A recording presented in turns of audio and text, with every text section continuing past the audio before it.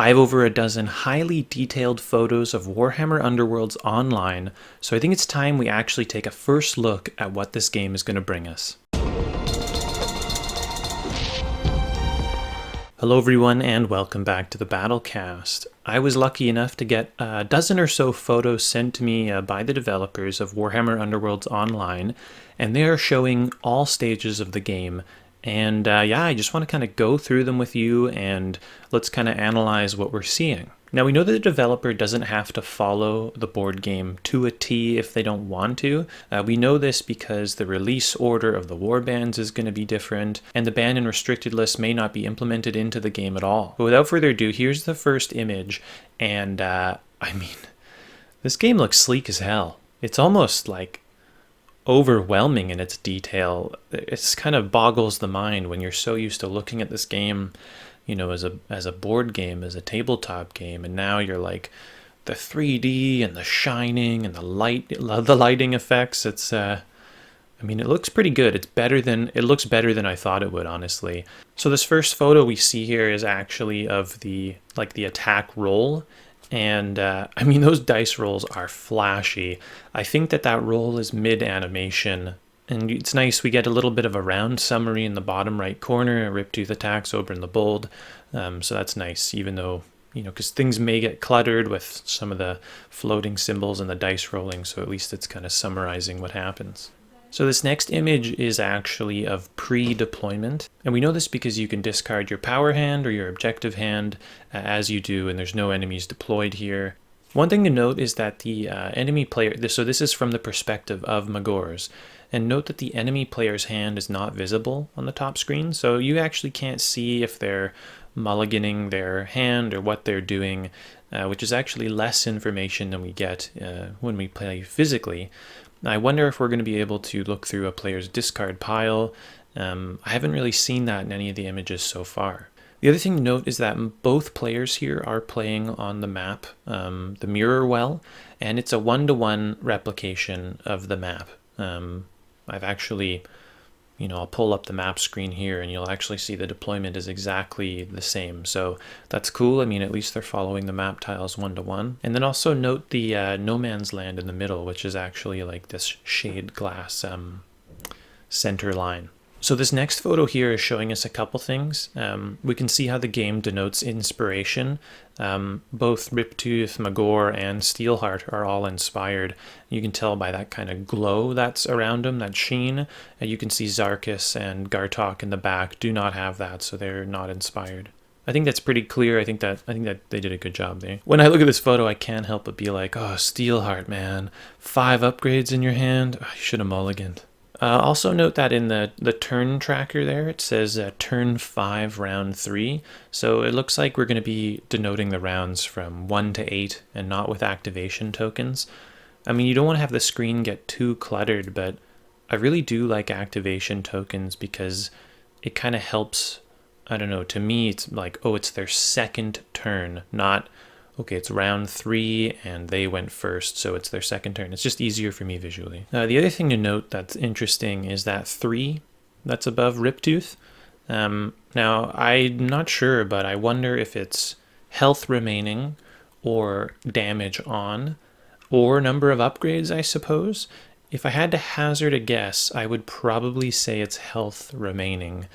That seems like the most applicable information that someone would want, because damage on doesn't really mean anything, especially if they have more upgrades that increase their health, but health remaining makes you, or allows you to make an informed decision. So I assume that's what that is. So this next image here is a GIF of the 5 objectives, and man, they look amazing. Pretty snazzy stuff here.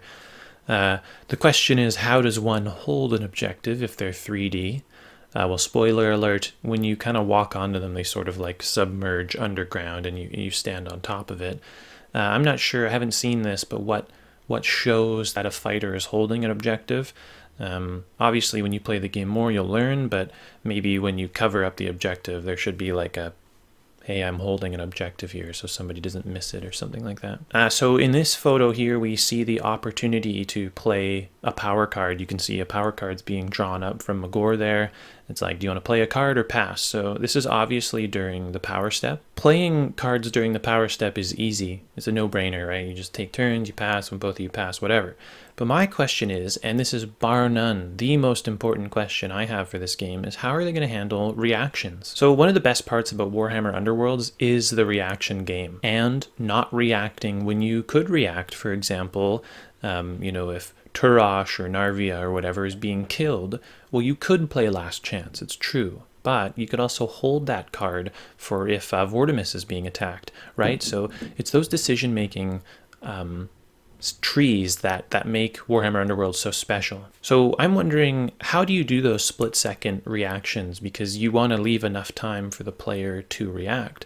And so if the game pauses, for example, so let's say for my turn, let's say your fighter gets hit successfully, does the game like pause and it's like, hey, you just got hit, do you want to play a reaction? Because your opponent might be thinking, why did the game just pause? You must have my turn. It gives away your hand. So then, by contrast, does this game, Warhammer Underworlds Online, take a Magic the Gathering arena approach where after every time a card is played, there's like a maybe 3 or 4 second window where the player can like hit pause and consider playing a card or something like that? If this is the case, this can really increase the length of game time in a digital format versus a physical format, because obviously physically you'd just be like, oh, hold on a moment, I'm going to play a card, or not, but this game has to give you that opportunity. It can't just flow on. For an example, imagine a game of Warhammer Underworlds Online where there is no forceful denial or countercharge, but your opponent doesn't know that you don't have those cards. So after every move that's a part of a charge action, and after every ploy that's played, every one, they would have to allude to the fact that you could have forceful denial or countercharge. Imagine if you had played someone and you did have forceful denial in your deck, then you took it out and you played them again. It's like the game can't rule out what you have or do not have in your deck, and that's really going to be a tricky situation. This is one of the reasons why Hearthstone, such a successful digital game, does not have instant spells. It has secrets, which are reactive, but there's nothing the player is responsible for doing on their opponent's turn. As I say, in person, this interaction's pretty straightforward, sort of. I mean, the timing windows are a little crazy. I don't envy the coding guy who has to work out all the timings. But on a digital format, this is an extremely tricky topic or area to work out. I think this is by far going to be the hardest thing for Warhammer Underworlds Online. What do you guys think is the best way to handle reactions, and especially the fact that there are reactions to almost everything you can do in this game? And how does the game provide enough time to react whilst also not revealing what you may or may not have as far as reactions go? I could see there being a time bank where at any, maybe after every card is played or every action, there's like a 2 or 3 second time, and then the player can hit pause. Maybe they have like a minute per round, and in that minute they can think or whatever. Maybe that would be the best way, I'm not sure. So here we just have a cool photo of the, of another power phase, but a little closer up. Yeah, just good looking game so far. Got ourselves the menu here, and online matches, bot matches, cool, crisp. Ooh, we see a roll off here, and I really like, I don't know, I like it. I think it's cool. The glowing dice are awesome. You can see the starting hexes are very clear. We can see we have another roll-off here. This is not for deployment, though. This is for the start of the round. And here we have an actual GIF of what a roll-off looks like. And I think they did a really good job here. Notice that when the critical comes up, it kind of like explodes. It's like, whoa, you got a critical. Also, we can see kind of how the camera movement works. It's not totally free. Like you look like you are kind of confined to the arena.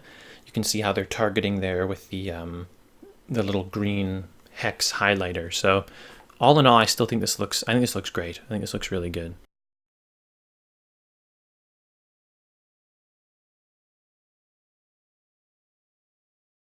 On this next picture, we have a score immediately coming from the opponent, Magor. So Magor has just killed Angrad. You can see that in the bottom right. Magor has takes out Angrad Brightshield.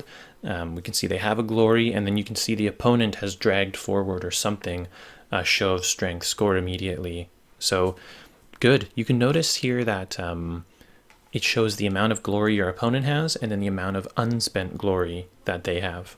So that's good.